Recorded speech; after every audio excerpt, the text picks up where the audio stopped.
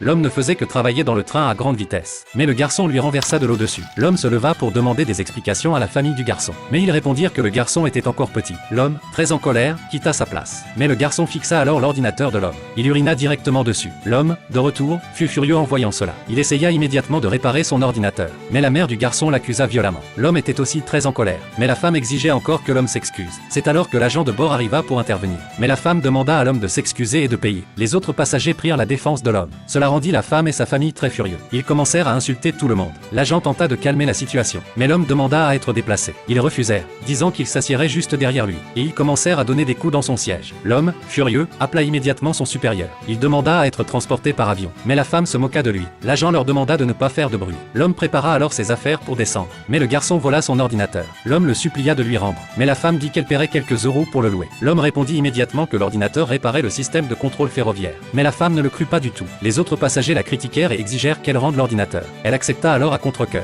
Mais juste avant que la réparation soit terminée, le garçon jeta l'ordinateur par terre. De l'autre côté, la réparation fut interrompue. Le supérieur décida d'aller chercher l'homme. L'homme était furieux, mais la femme n'en avait rien à faire. Soudain, un incident se produisit sur le train. Même les téléphones ne captaient plus de réseau. L'homme accusa la femme et sa famille, mais ils voulurent le frapper. Les autres passagers les en empêchèrent. Le disque dur de l'homme tomba au sol, mais la femme accusa l'homme d'être un espion. Les passagers, ne sachant rien, l'attachèrent. Puis les policiers du train l'emmenèrent. Le supérieur arriva dans la salle de repos de la gare. Le chef de train lui remit le disque dur en disant qu'il avait attrapé un espion. Mais quand le supérieur lut le nom sur le disque, il demanda immédiatement à voir l'homme. Le chef de train fit venir l'homme attaché. Le supérieur s'avança précipitamment. Mais le chef de train croyait encore avoir accompli un exploit. Le supérieur, en voyant que c'était lui, le gifla violemment. Puis il aida l'homme à se relever. Le chef de train dit encore que l'homme était un espion. Mais il reçut un nouveau coup. Et le supérieur déclara: cet homme est le principal expert technique national. Il ordonna ensuite qu'on arrête la femme et sa famille. Finalement, la femme et les siens furent arrêtés par la police.